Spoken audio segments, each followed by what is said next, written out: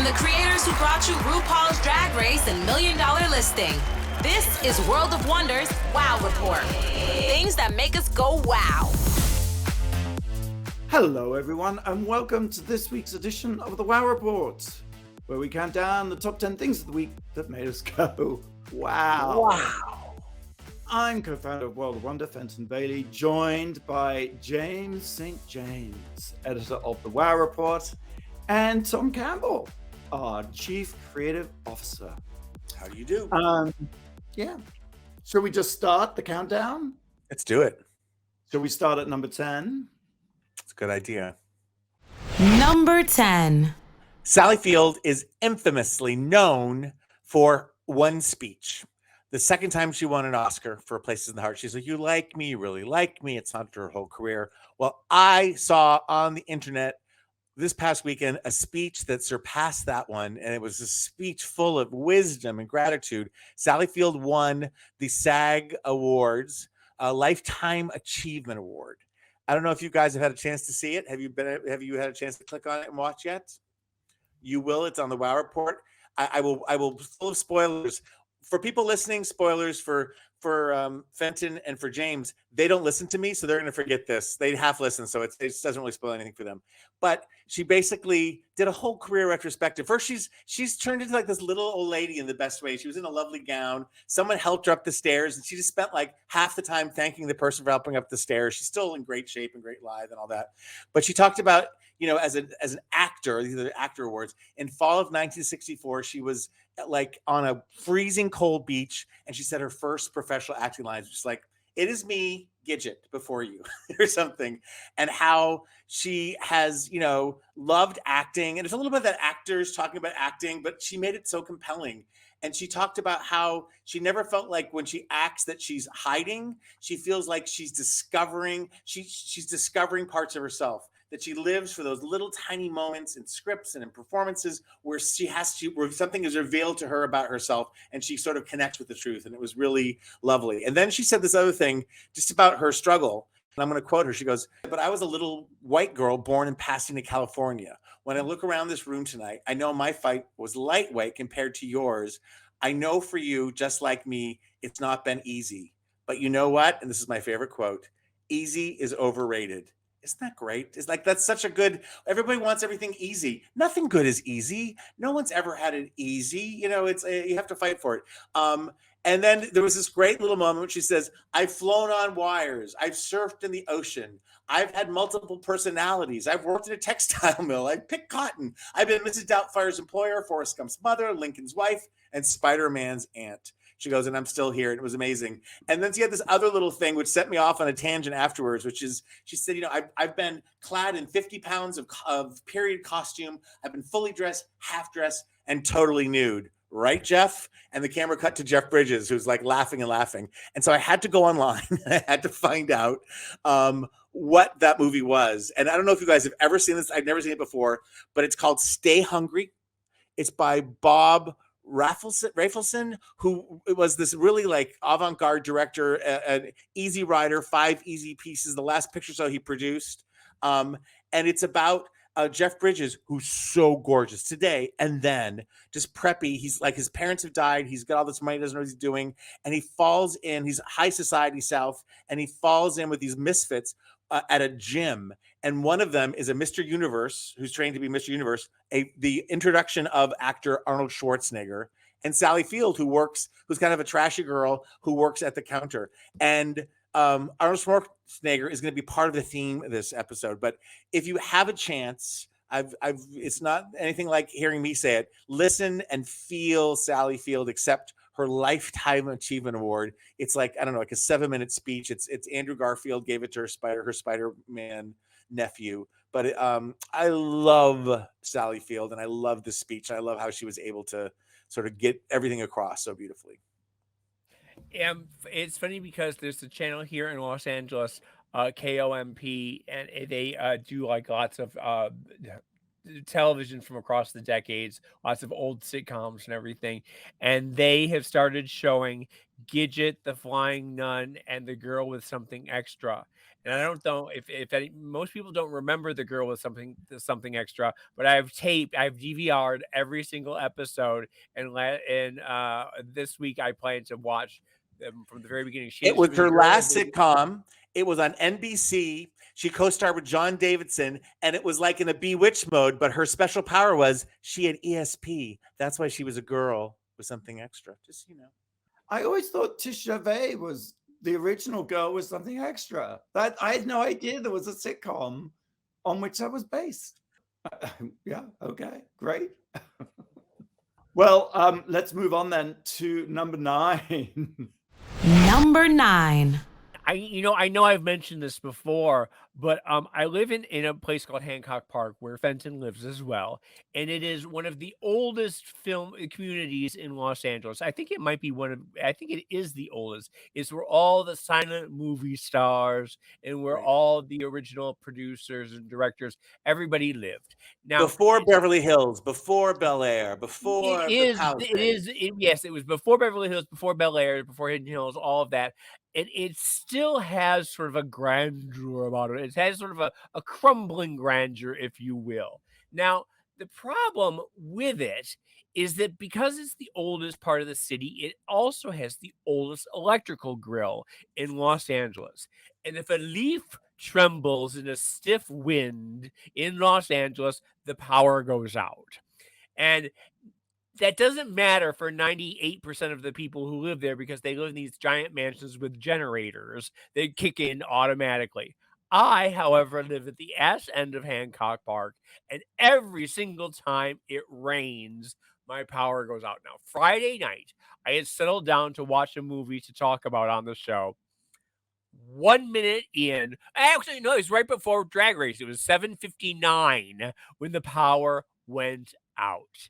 And I had to go. My phone still works, thankfully, so I was able to go over to Blake's house. Thank you very much, Blake.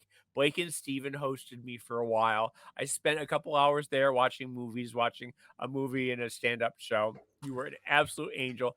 Then I went to go to my sister's, and I sofa surfed at my sister's Friday, Saturday, Sunday, Monday. I am on a corner of the couch at my sister's, and my sister is a chaos demon going way back. Oh, no. And she has two dogs. They're both named Chloe. Chloe, two dogs, two insane dogs. One of them has doggy dementia. Okay, I don't need to tell you. I didn't know doggy dementia was a thing. She's blind and she's got dementia. The other dog sits there and growls and sat on top of me while I slept. It had an imaginary conversation all night with itself while he was like, I did not sleep for days. And then when I finally got home on Monday afternoon, when the power came on, I still didn't have I still didn't have internet or cable. So I found an old clock radio that my mother had given me like 10 years ago. I was able to listen to NPR, and I went out and bought magazines, and I sat and listened to the radio and read magazines. It felt like I was living in the 90s. I'm just wondering if the dogs really were there or they were just a metaphor. Well, the fact that she has two dogs named Chloe, it is just one of the craziest things you like. Which will you tell the dog? Well, that's Chloe. Tell it, Chloe. Like, who names their dogs both Chloe? Well, that's the first signal that they're not real, that they're just figments of your imagination. They don't have Chloe the same 1 name, and Chloe just so you 2. know. Yes. Yeah, it could be. Just keep your mind open to that. Who knows? It was Have you fun, recovered, James. James? What? Have you recovered? You seem a little. I am. I feel it's weird because I feel very discombobulated. Yes. And I realized quite early on that if I was in The Walking Dead, if there was a zombie apocalypse, I'm not built for it. I Absolutely. can't. I would be dead. I would be a zombie within the first minute of the Oh show. gosh. Well, when Get the out zombie early. Michelle Palmer in our HR department here at WOW also said that she was out of electricity until Monday. So it was a neighborhood wide And she thing. has 2 children, unless they're imaginary children. I think she has 2 real children. But it did. I mean, it made the national news when they even said on the ABC Nightly News that Baldwin Hills, Hancock Park, like they named a number of places in Los Angeles that were out. And it's very unusual for it. It goes out, but it's usually on within 4 or 5 hours. And this was days and days and days. I'm worried that it affected the ratings of RuPaul's Drag Race, which rated very well, but maybe would have rated even better if the electricity hadn't gone out at 1 minute to 8 o'clock. Well, James, I'm so sorry not to have shared that experience with you of not having any power because I was in Adelaide, Australia.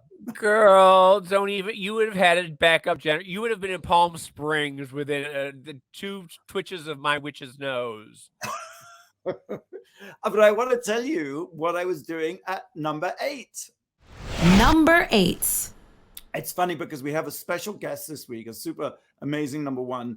And it's slightly, I wish he was here. Oops, giving it away. I wish the special number 1 guest was here because I feel that this is slightly relevant to that. Number 8.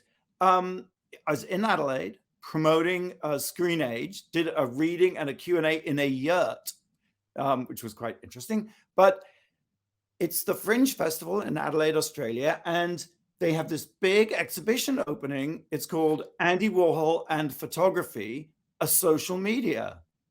Well, I'm just hanging out, and I see on Instagram Christopher Makos has posted that he is in Adelaide, Australia for the opening of this exhibition. Gosh, damn, he is so handsome. I love him so much. He is, and we've been meaning to get together for pretty much since the pandemic because even though you know him well, James, I'm sure, but we've actually never actually, him and I have never actually met. And so I just texted him. Who is he for the uninformed? Who is he? Oh, well, hang on. So I just texted him and said, I'm in Adelaide too. Are you there? And it turns out he was not only in Adelaide, in the same hotel, on the very same floor. We were like literally down the hall from each other. So Christopher Makos is, well, he's a photographer, but one of his claims to fame is that he collaborated with Andy Warhol in the 80s. I'm choosing my words carefully because I know James is just going to leap in and say, no, you're completely wrong. But my understanding is at a time when, and he says this himself, at a time when Warhol was seen kind of as a has-been, as a spent force, Christopher Makos collaborated with Andy Warhol and took, maybe you've seen some of the pictures, we'll post some on the WOW Report, took what I think are some of the greatest pictures of Andy Warhol ever taken. Now, Warhol took pictures of himself all the time. Maybe he's one of the most photographed people in the history of the world. But no portrait of Andy Warhol is quite like the ones Christopher Makos took. Yes, revealing his wounds was one set he did. But the point is, he did these amazing pictures of Andy Warhol in drag. And I think I'm right in saying really that Andy Warhol is the last person you would imagine ever doing drag, even though I suppose the fright wig was a kind of drag. But these pictures of Andy Warhol in drag I think they're really beautiful and reveal a side of him that you've never seen before, as I suppose they would. But he looks a little like a sort of a gentle, cuddly Anna Wintour. James, what do you think? I love those pictures. I think Christopher Makos is amazing. He has such a storied past, and his party pictures in the interview were also very seminal to me growing up. I just find him fascinating. I think that what a wonderful chance to spend some time with him. That's amazing. Well, it gets better because he's there as he's one of the few surviving true Warhol acolytes, or people who knew Andy. So he's kind of a spokesperson for the oeuvre. And a lot of his pictures are in this exhibition, which opens today in Adelaide, Australia. And he said to me, oh, well, you're not going to be here when it opens. Come with me and I'll walk you through the exhibition. And it was absolutely fantastic. You walk, the first thing you see is the famous quote, in the future, everyone will be famous for 15 minutes, of course. And the whole thesis of the exhibition is it's Andy Warhol in photography, a social media. So it's saying, you know, that Andy was the first social influencer. And I do think in that 80s period, his collaborations with Christopher Makos, with other people, his photography, the Burger King ad, all the kind of stuff he did for which he was mocked as being a washed up artist. Love Boat. Love Boat. He really was predicting prescient, I think, about the social media era in which we all now live. Which and most importantly, what would Warhol think of screen age? Oh, I thought you'd never ask. He would love it. Of course, he wouldn't read it, but he would love it. I'm with him on that. The Fenton, I'm getting a sense in this conversation that you're into Andy Warhol, which I didn't know about you. It's a revelation. Yeah, it's something new. this is all a big revelation. This whole show has been nothing but fascinating insight into things I didn't know about Fenton Bailey. Well, I will. We all have our favorites, James. You'll have our favorites. Enough about me. The exhibition also has the Ladies and Gentlemen series. You know, Warhol did a series with trans and drag characters. I think there were only he only did 12 subjects in all, but it is nice to see them all together. And they also have all the Mick Jagger portraits that he did. He did a whole series of I tell you, this is just a gorgeous exhibition, and I hope it travels. How cool to see it all alone. I'm very jealous of that. I don't like people when I see things. I love that. Well, yes, exactly. It's lovely to get a sort of behind the scenes story. And they were still sticking up the labels. And, you know, it's almost like I wish they'd in a way just left it unfinished with the sort of forklift and pots of glue and label, you know, just so it was sort of like, because you think Andy would have loved that too, a sort of kind of a mess, you know, hot mess. But he was lovely. He was very, very funny and engaging. And I'm so glad to have finally met Christopher Makos. Cool. One time at the WoW Gallery for the Britney show, we gave Alan Cumming a private after hours showing. Oh, I'm sure you did, darling. We are going to take a quick break, and I will just tell you that packed with glorious insider gossip and amazing celebrity stories, Fenton Bailey's new book, Screen Age, tells a wider story about television. We'll have to talk about it sometime on the show. I haven't heard about this. Tell me more. Please, yes. How television has fundamentally shifted our reality from Tammy Faye. Wait a minute. Is there an audio book, perhaps? There is indeed, yes. And guess who reads it? No, it wouldn't be. Who? Blake? Yeah, all right. We're going to take a quick break. Blake, do you have a question for us? I do. I just thought of this one actually because Drew Barrymore and Alan Cumming recently reminisced about the party at Foo Bar. James, remember Big Fat Dick? I was there. And it was Mario Diaz's party. BFD, I think they called it. Yep. Yeah, BFD. This was a party where there were clotheslines where people posted pictures of their BFDs. Who won that night? So it's a picture of a big fat dick. Yes. And whose was the biggest, fattest dick of the night that Alan Cumming and Drew Barrymore ran into each other at the party? All right. We'll have the answer right after the break here on the WoW Report on Radio Andy. You're listening to World of Wonders WoW Report. Things that make us go wow. Welcome back to the WoW Report. Fenton here with Tom and James and Blake. Hi. Speaking of the old party, BFD, Big Fat Dick, that Drew Barrymore and Alan Cumming reminisced about on her show recently, at the party, there are clotheslines with pictures of people's BFDs, and someone wins at the end of the night. Guess who won that night? I have a guess, and it's wait, also. Chris, I think I know. I think it's our number one guest, Ryan Raftery. No. I was going to do a plug for Ryan too and say I think it was Kris Jenner's BFD. Close. I think you're right with the first part, but it's gotta be Christopher Makos. It was me. Just kidding. Just kidding. It was Alan Cumming. Oh, of Oh, course. that's good to know. Yeah, That's good so to know. apparently he has a BFD. Well, that says everything, doesn't it? So this exhibition was one night only? No, it used to be a party every Thursday night at Foo Bar in LA. On And Santa every Monica week, Boulevard. and every week there was a contest who had the biggest, fattest dick, and they would just post the pictures of the penis online, and you had to guess which of the contestants it was. And it was Mario Diaz's party. He's a club promoter, big friend of Jackie Beats, nice guy, friend of WoW.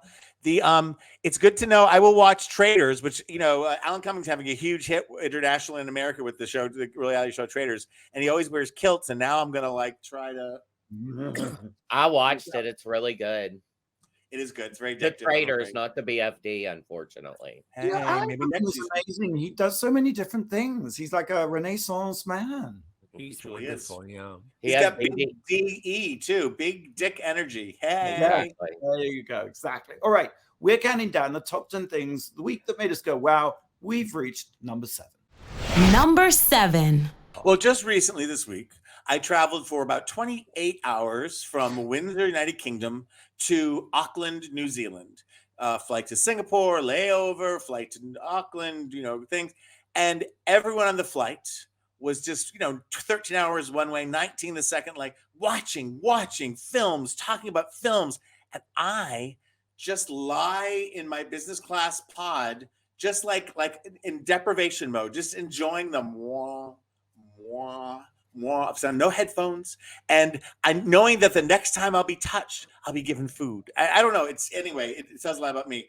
But when I finally landed here at the hotel in Auckland, I got stuck on like a ITV movie channel, and I watched 3 movies, but I want to talk about one because I'd never seen it. It's an old movie, and it's supposed to be the worst movie ever made, and I think they're right.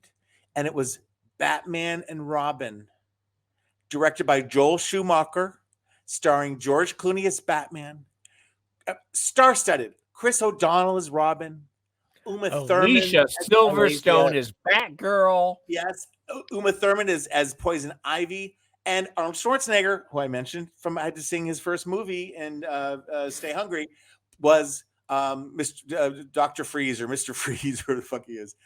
It was meant to, and I started reading about it, and it made me think of you, Fenton, because it was, the other ones had been with what's his face, Michael Keaton, and then Val Kilmer, and they had been very dark, and Warner Brothers' edict was make it more like toyistic or something. There was some word I had to look up, and it's like that you can sell more toys. So they try to lighten up on the tone, make more gadgets, more cars, more this, and they tried to harken back to the 60s camp sensibility of Batman. Right. And you know what else they famously did? What destroyed the genre almost were the bat nipples. They did. It starts off with them getting into bat suits and Robin suits, and it literally shows bat tushy. Like it's like someone getting dressed in a provocative way, and then they do in a couple scenes. You're just obsessed with their bat nipples and their Robin nipples. It should have worked. It's Joel Schumacher, who's no slouch, and it's the gay sensibility should have worked. George Clooney will talk about it as a joke today. I think at his Kennedy Center honors, they say you were great in everything except Batman, and it's just they weren't funny. And George Clooney's funny, but George wasn't funny. Chris O'Donnell wasn't funny. Everyone's overacting. You could see all the actors just eating the scenery and having the time of their life, and it just didn't come together. It was such an expose of embarrassment. Anyway, had you guys ever seen it? Do you have any memories of it? I hated it when it came out. I hated it. Now I can go back and enjoy. Just it's one of those one of those camp definitions of it's so bad it's fabulous, and it is up there with Showgirls, where just the performance, Poison Ivy, Uma Thurman's performance especially, is just so over the top, and I enjoy it now in a way that I didn't at the time. I just don't think you could replicate that kind of camp TV sensibility of the original series. I mean, because I get that was if they were trying to do that, but you watch that movie and it bears no relation of any kind whatsoever to the genius that is that 60s series. I can't believe that the movie you're talking about is 36 years old. I mean, it's like a whole generation ago. No, it was 99 or 97 or something. All right. Well, then okay, sorry, my math is way off. It was still almost 25 years. That's almost it's a long time. And I will say, and I know we have to wrap. It's it made me think: have there been gay Batman tellings, not in movies but in comics? James, you always know this stuff. Not so much. I mean, the original were pretty camp in their own way, but this is just. But it feels like there's another telling of to do Batman and Robin as a gay couple. I'm not saying everyone has to be the right age. I'm not saying there, but right in 2021, James, I think I'm right in saying they did a Robin saved someone and the guy asks him out on a date, right? I think in the this is something that you had mentioned in Screen Age, and it's not quite right because Tim Drake was a Robin, but now he's Red Robin, and there is another current Robin. So he was Red Robin at the time that he came out. So when that red Robin comes bobbing along, yeah, that's my closing statement. I'm looking forward to getting your erratum, James. You'll have to wait for it. All right, well, let's move on to number 6. Number 6. Number 6, Oscars, God, they're coming. It's going to be any minute now. And I am so worried this year. I am so scared because I have this sinking feeling that Everything Everywhere All at Once is going to sweep. It's going to take every single award. And I've tried to watch it 4 different times now. It's 9 hours is what I believe it is. I think it's 9 or 10 hours long. I've only managed to get 2 hours and 40 minutes into it every time. I get it. The cinematography is fantastic. The story is mind-blowing. The performances is, all of them are absolutely wonderful. And they're all deserving of awards, but there have been some other really great movies this year. And the one thing that just breaks my heart more than any is that what is his name? Ke Huy Quan, I believe is going to get Best Supporting Actor, and he should because he has a wonderful backstory. He was in Raiders of the Lost Ark, and then he didn't get a job again for 40 years, and so now this is his big comeback, and Hollywood loves a comeback, so they're going to give him this award. But if it was up to me, it would be Barry Keogh from Banshees of Inisherin, who I think gave one of the most beautiful performances ever put on film. I think he has this one monologue where it breaks my heart, and every single time I've watched it, I've had to stop and just cry for 20 minutes. He has one line, and if you can win the Oscar for one line, it is just he says it and like I mean, like, it is so sad, it is so heartbreaking, and I wish to God he could win, and I don't think he will. I also don't think Austin Butler is going to. Austin Butler might win for Elvis. I wish it would go to Colin Farrell. I think that the best movie of the year, hands down, probably should be All Quiet on the Western Front. I think that if there was ever a year that we needed an anti-war movie, it would be All Quiet on the Western Front. I don't think it's going to get it. It's sad because this is like one of those years like 1939 or 1950 where there is just such a cornucopia of amazing films out there, but there's going to be one film that sweeps. What's going to win? Be Top Gun Maverick, right? Yes. Yeah, Top Gun Maverick is the one that's going to sweep, yes. And what's going to win Best Documentary? Screen Age? Whoa! There's no such thing as bad press. It's okay. I know Navalny, James, will win, which is about okay. So it isn't all. It's about the Russian dissident Navalny who Putin poisoned. And yes, you talked about it on the show. Yes, fascinating stuff. Well, yeah, there you go. Exactly. Tom, are you worried about the Oscars? Not at all. I guess March maybe I shouldn't 12th. have even said anything. I guess No, I'm think the only one I here. haven't seen many of the movies, so I'm not. I don't have a real. And I do want to see Everywhere Out There Somewhere. But I think I need to go to a theater to see it because I've tried to watch it and I can't get. Wait a minute. So after all of that, you still don't want to see Banshees of Inisherin after I've told you about this most amazing performance? I guess so. in It all- sounds so sad.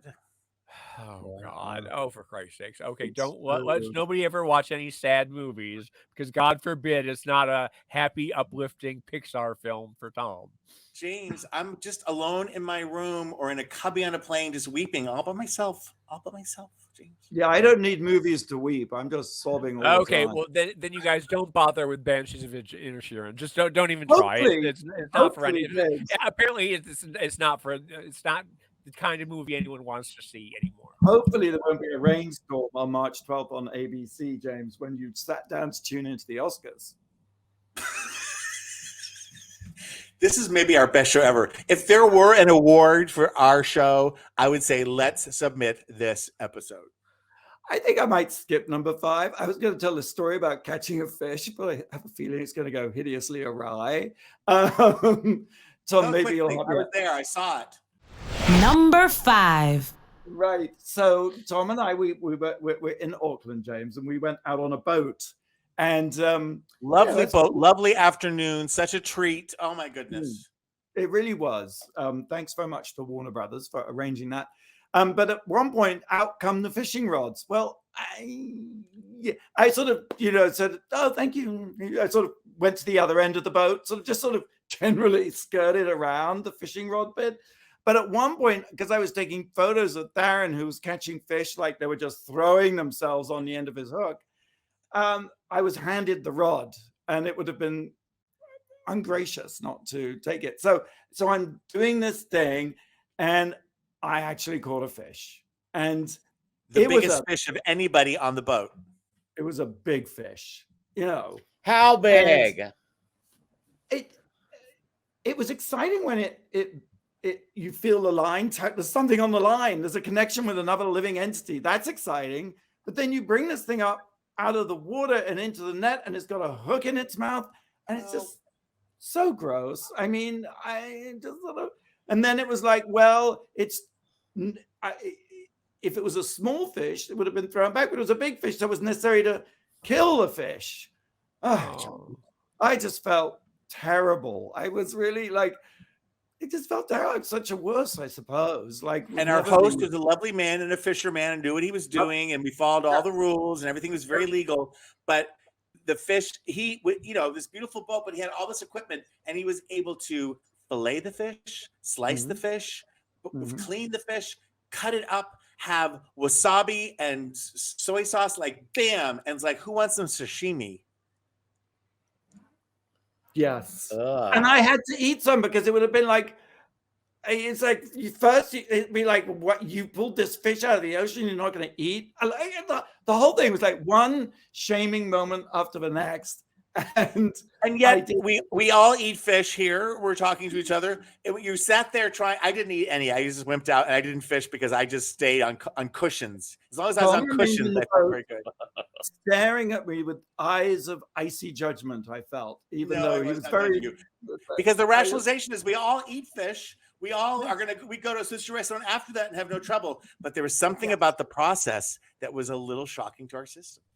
Yes. I mean, I'm fine going to the supermarket as long as there's no connection between what's in the supermarket and something that was running around with feathers or legs or doing whatever it does in its normal life. Yeah. Oh, that's my story. I kissed a girl and I like it. I caught a fish and I didn't like it.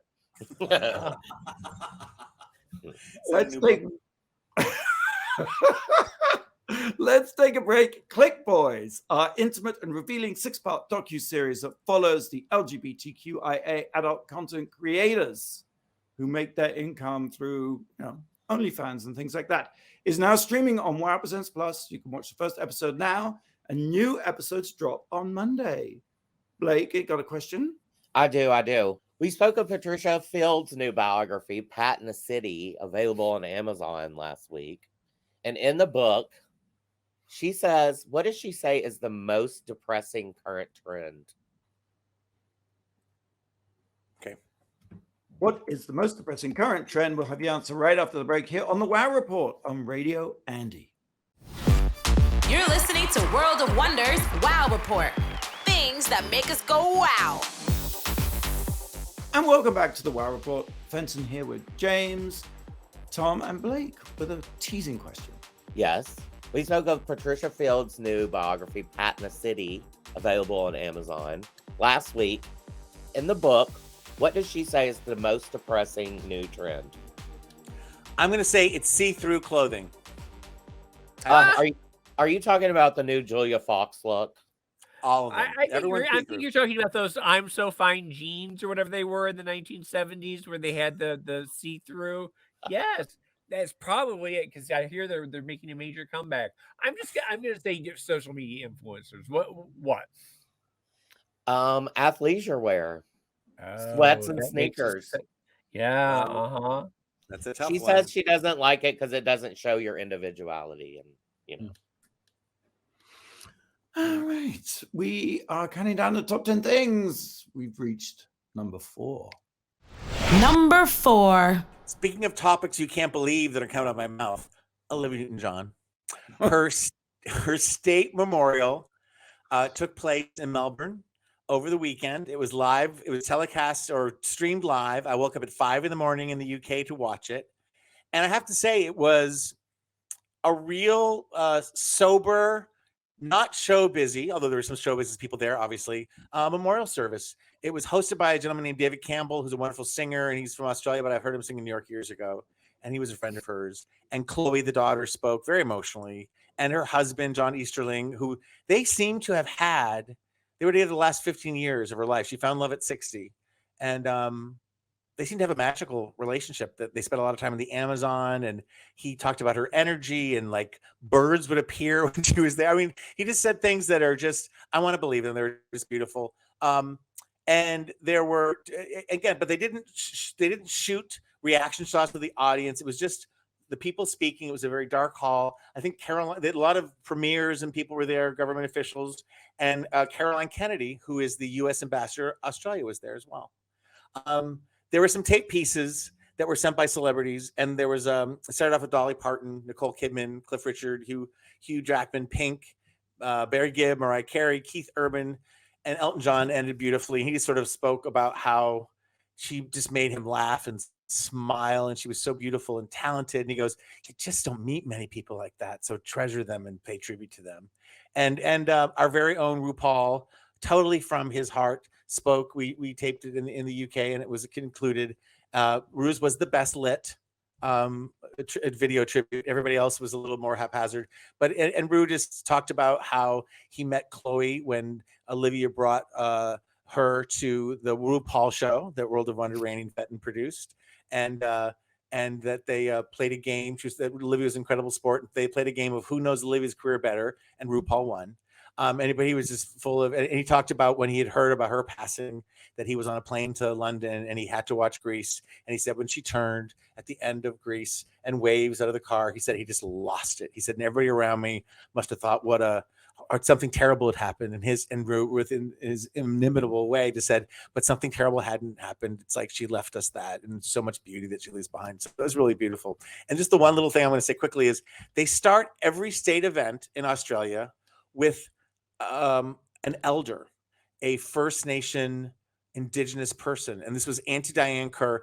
I'd never heard of such a thing. She came out, she spoke, it was like a benediction, but from someone who, pre-existed the colonization of Australia. And it was so moving. I just didn't know that existed. And I thought, wouldn't it be amazing if in America we actually had like a Native American, Indigenous, First Nation person speak, like talk about reparations, just give them FaceTime and voice and have them, speak to the land. They call it a welcome to country, I believe. Anyway, it was beautiful and succinct, and I just wanted to tell you guys about it. Rest in perfection, Olivia Newton-John. Number 3, James. Number 3. Number 3, I didn't get a lot of chance to watch things this week. I didn't get a chance to do much. One of the things that I did watch when I was over at Blake and Stevens on Friday night was a Netflix show called We Have a Ghost. It's a movie, and Yeah, it, it's a new Netflix movie starring David Harbour. He's the yes, ghost, and he never speaks in the whole entire movie. right, yeah, exactly. And Blake, I mean, I wasn't really paying that much attention to it, so I can't really speak about it that much. But I do want to say, afterwards, that you went to go see Cocaine Bear, didn't you? You actually went to the theater and saw Cocaine Bear. Tell me about it. I did. It was amazing. Well, it wasn't amazing. It was good. Like I'm just not gonna go back to the theater and see it 8 times like I did Clueless in 1995 or anything. That's a tough But it is, I mean, you don't go into it with a lot of No, expectation. no. But You don't think it's going to be a, I was but it surprised. is. Yeah, it starts out with a guy who jumps out of a plane. He's the one who dropped all the drugs and he jumps out and hits his head on the plane as he jumps out. So then he just falls out and dies. Um, then a drug kingpin played by Ray Liotta. Actually, it's his last role ever. Yes. He wants his cocaine back. So he sends his gopher, who is Ice Cube's son, O'Shea Jackson Jr. Oh, And I love his son. Yes, he's adorable. well, and then the Kingpin's son in the movie, who is played by super cutie, what is his name? Alden Ehrenreich, who is Oh, the new yeah, Han sure. Solo. He's Uh-huh. super hot. They try to gather up the cocaine, but they're thwarted because a group of teens has already found it and stashed it somewhere. Yeah. Jesse Tyler Ferguson is a guy who works for the state or something, who the park And I've heard ranger. his wig is one of the most egregious, horrible things that have ever been put on film Yeah, ever. I And mean, the wig master should be drawn and quartered because of it. well, yeah, it's not a serious role, but I think they can get away with it here because it's kind of like Carrie Russell is also in the movie, and she wears this fabulous fuchsia jumpsuit through the entire movie. Can I ask a question? Is it a fun movie to watch with other people? Do people yell back at the screen and stuff, or not so much? I think it's a fun movie to watch with other people. It also has I cop. thought there was probably going to be like a Rocky Horror element where everyone was going to do a bunch of cocaine and then go to the movie. I thought that was going to be the thing the de rigueur, the thing that everyone had to do. You have to go get high and watch Cocaine Bear. Well, but you have to watch the movie first to see what it's about. Then every other time you can go to the movie, coked out of your mind so you can talk to your partner. Friday midnight show. It has cute pooches, and it also has a mother cub, a mama cub, and her 2 bear cubs who are coke fiends. And they've already greenlit Meth Gator, I think is what it is. And I hear no, that's true. There really was a Meth Gator that they're doing a movie about, and I think they're also going to do Crack Squirrel, from what I hear. I love it.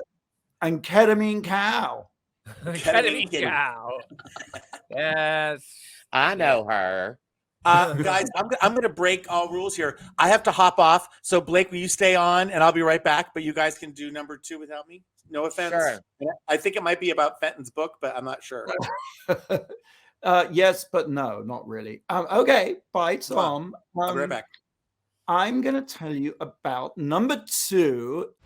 Number 2 is this word I learned the other day, kayfabe. And the word of the week is neo-kayfabe. So kayfabe apparently is a well-known word in pro wrestling. And it's used to describe something that is clearly fake under the insistence that it's real, so that you will experience genuine emotion. And so it isn't about factual verifiability, because we all know that wrestling is fake, right? Yeah. But everybody enters into the idea that it's fake and then sort of enjoys it as if it were real. Okay. I suppose so it's kind of like their fandom of all these wrestling programs. Like, I get it. Yes. And the reason why this was even a thing, I was reading this article in the paper comparing sort of Trump and Santos and the sort of political insanity with Fox News right now, because as you know, Fox News correspondents themselves were saying that Trump has gone mad when he was saying the election was stolen, Uh-huh. but they were reporting that the election was stolen.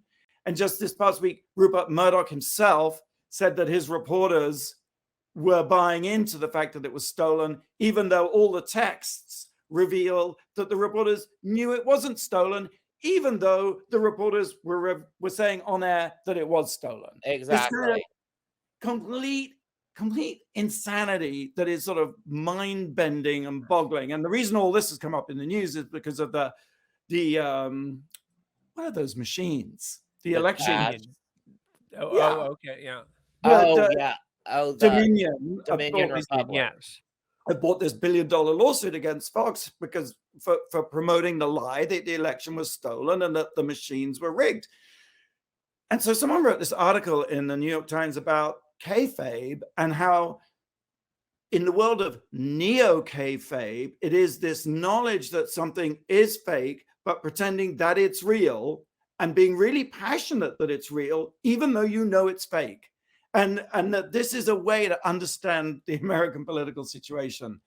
And I'd never heard of this word. It's fascinating. I love learning new words. As soon as you started explaining it and said the word fake, I thought Trump. I knew it had something to do with Trump. Right. And this article traces neo-kayfabe back to McMahon, who bought the Worldwide Wrestling Federation in the 80s. And he was apparently the first person who let the audience in on the fact that it was fake. So even though up to that point everyone knew it was fake, the wrestling world, kind of like magicians, I guess, pretended that it was real, but he started sort of pulling the curtain back and saying, yeah, it's fake. You can know it's fake.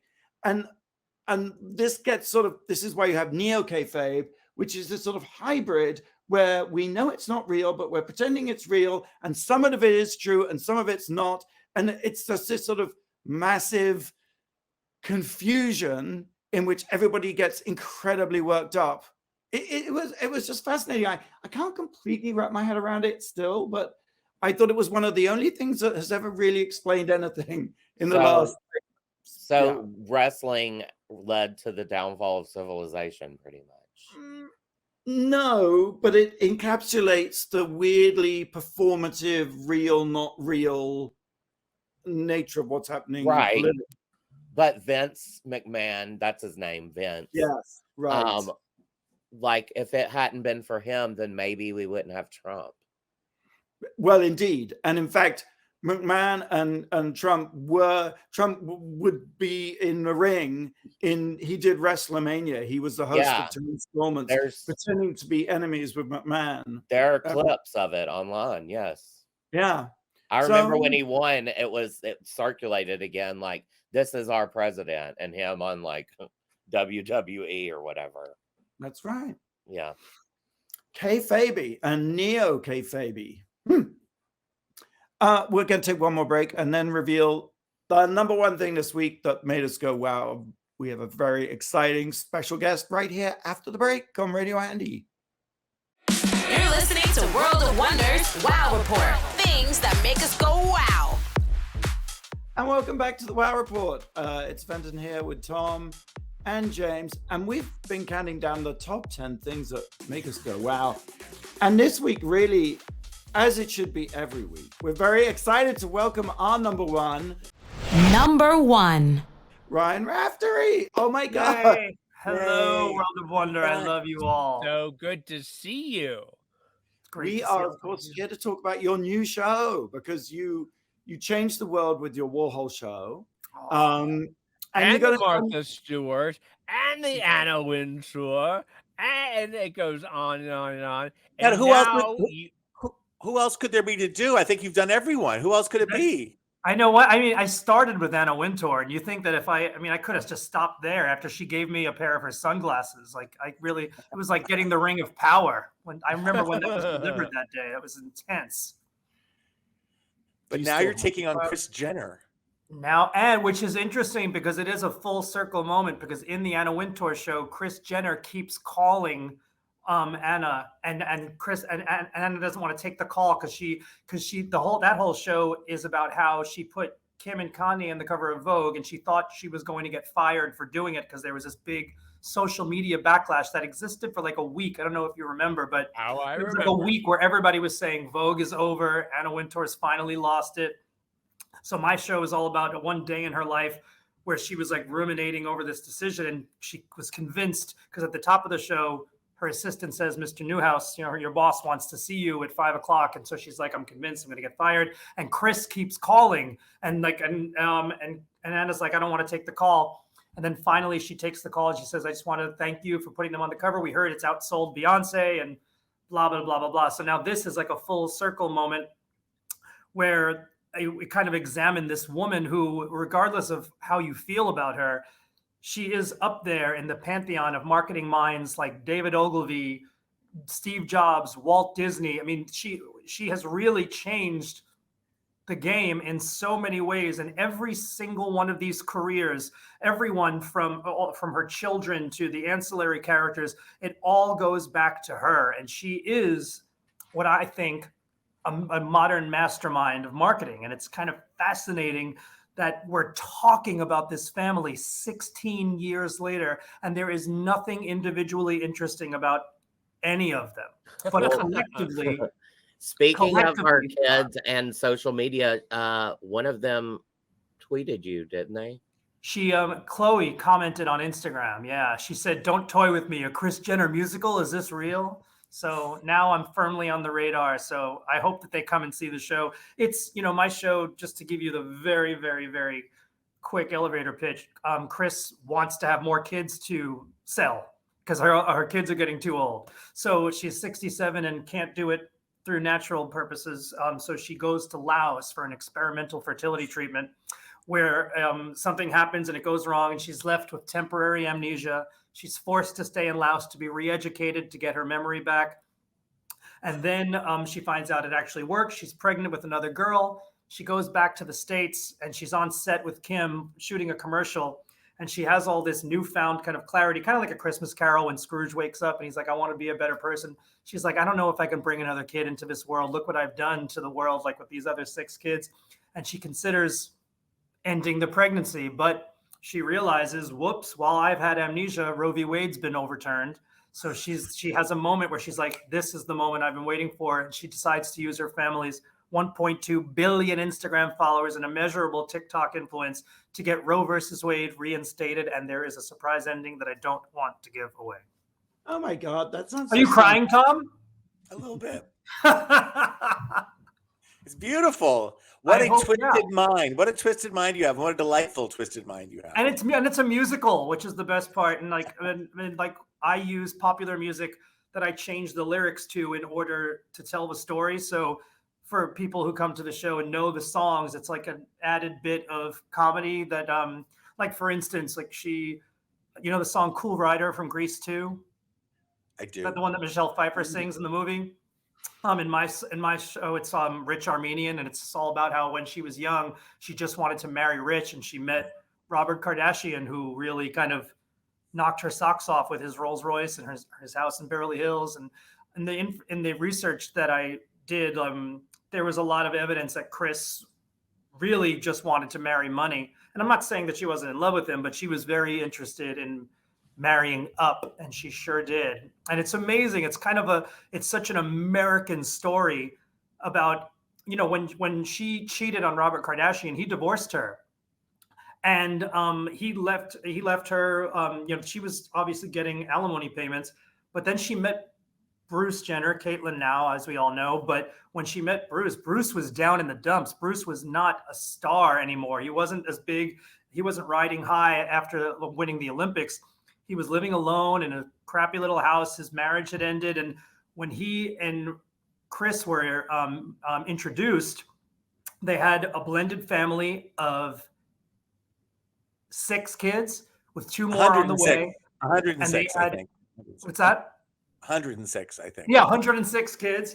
But Kris is the one that looked at him and said, you know what? We could really capitalize on your past. And he had his gold medal. I'm sorry if I'm misgendering Caitlyn. She had her gold medal in a desk drawer. And Kris was like, we're going to polish that off and we are sending you out on the lecturing circuit. That led to infomercials, product endorsements. And by the time her kids were of the age where they could do something with their lives, sex tape, Kris knew exactly what to do with it. And there are many people who believe that Kris is the one that brokered that the sex tape existed. It got into the hands of Vivid Entertainment, but Kris, apparently, there's no proof of this, but a lot of people say that it's true, that Kris is the one that went in there and she was like, we will work with you, but you believe it, Fenton?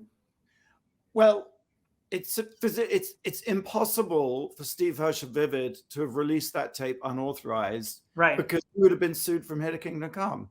Right. I mean, he's a businessman. Vivid's a respected company. You can't just take someone's private tape and put it out and monetize it. Exactly. It could only have happened with a deal in place. Right. And Ray J has said that Kris did it, and that Kris there were apparently 3 versions or 3 different scenes, and Kris basically said, I want to see everything that you have, and I want to make sure that we only release footage where Kim looks beautiful. And yes, this is a song in my show, and it's set to I Could Have Danced All Night from My Fair Lady. And the lyrics are, I watched her fuck on tape instead of I could have danced all night.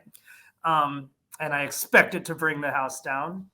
But yeah, I mean, I think that the family has a great sense of humor about themselves, but that also comes with immeasurable, fantastic wealth where you can just kind of laugh at things when people make fun of you, because they understand that the way that they exist is like a shark. They move forward or they die. They keep moving or they die.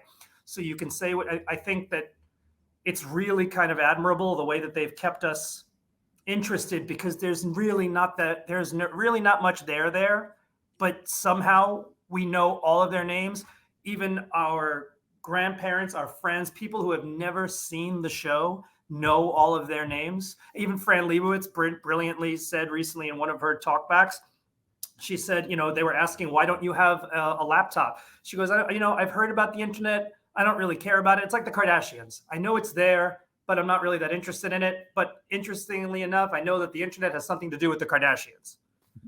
So I think that's really funny. I know that Tom is dying to say some things, but I have 3 things to say. One, has Kris adopted you, or are you consulting with her? Because you look gorgeous, your lighting is amazing, and just something's happened to you. You've gone all sort of radiant. And number 2 is like, you're amazing because you can just talk and we don't need to actually ask any questions. You can just thank you. Thank you. I appreciate that. Yeah. But I mean, to your point, I mean, I think you guys know what a great makeup artist can do. I mean, I work with a makeup artist. His name is Andrew Schoonmaker. He's a New York City drag queen called Andy Starling. And I have a photographer named Brendan Burke, who I'm very lucky to work with, who shot my last 5 posters. And the wig came from her people. When I posted that I was doing the show, George Serrano, who is one of her like trusted hair guys, had seen my Anna Wintour show when we did it in LA, and he messaged me on Instagram and he said, "What's your address? I'm sending you a wig. I want to make sure you get the hair right." I'm like, "Yeah, right." And he sent me a wig, so I'm using. I don't know if she wears them or why they had one of them laying around, but that's what I'm wearing. And there's something about her energy that's really infectious. Like playing Andy Warhol, obviously you're pretty measured as how much energy you can expel. But as Kris, I mean, it's all about wanting to sell shit. It's all about like, look at me, look at me, look at me. And it's so much fun. Like, but sitting in a makeup chair for 2 hours is something I wish I could have avoided. But if I'm going to do it for anybody, it has to be her. Like I can't go on stage with like, just wiping a little foundation on. It's like, it's 2 hours of makeup, which is just, and I don't know how to do my own makeup. So I have to just sit there, which is whatever. I mean, there are bigger problems in the world. But the Kardashians, they don't know how to do their makeup either. You're fine. You're fine. That's true. And when I was going to do this show, I was going to have other characters in this show, but I was like, I can't, it will bankrupt me. I can't, I won't be able to afford the hair, the makeup, the glam. It's only one person. And when Kris finds out that I got my costume from Macy's, she's probably going to have me murdered. Ryan, we're kind of out of time, but Tom, Say something. But I didn't get a chance to tell you about how much I loved your book, Oh, Fenton. I know. We've got some more time. It's okay. Actually, We put some more time in. Honestly, like I'm not just being sycophantic here. Like I loved it so much. Like it read like a really entertaining like dissertation, like you were giving a thesis, and it was fascinating. It was everything about it, like the whole like journey through all of your careers at World of Wonder. I was really, really, really, really impressed, and I loved it. And I am not an avid reader. I'm always reading about the subjects I'm working on. So it was really great, and I congratulate you. Oh, Well, just for those listening, tell us where you can buy. I'm sorry, I just cut in. Oh my God, Fenton, I'm sorry. Amazon.com, right? Is that the best place to go, Fenton? Yes. yes, absolutely, Tom. Carry on. Yes, you didn't interrupt. Sure. Can you get the book, and where can you get tickets to your show? I want to Oh, know wow. all the Yeah, you business. can get I want to know the Kris Jenner business right now. Oh, I appreciate it. You can get tickets for my show at www.joespub.com. We run at Joe's Pub at the Public Theater in New York City from March 15th through the 26th. That's awesome. I'm going to come see the show. I hope you do, and I hope we'll bring it to LA. Like I can't even think about it right now, but we're just going to get through these shows here. But it's so refreshing to hear someone talk about Fenton's book that isn't Fenton. So that was a real breath of fresh air. Thank you very much. When are you going to write a book, Tom? You're next. It's an answer book. I'm taking on everything Fenton says and just proving it. We'll post links for tickets to Kris Jenner Mom of the Year. Yes. We will. Thank you, Ryan. Thank you. Break a leg. Thank you so much. It's a pleasure to see all of you guys. And again, I thank you from the bottom of my heart for the support. You guys have always been so great to me. I know you're not really into guys who dress up like girls, so this means a lot. A little something weird, yeah. Thanks everyone for tuning into the Wow Report this week. Thank you, James. Thank you, Tom. Thank you, Blake. And of course, to our very special number one guest, Ryan. Same time, same place next week. Until then, go out and do something that makes the world go wow. Wow.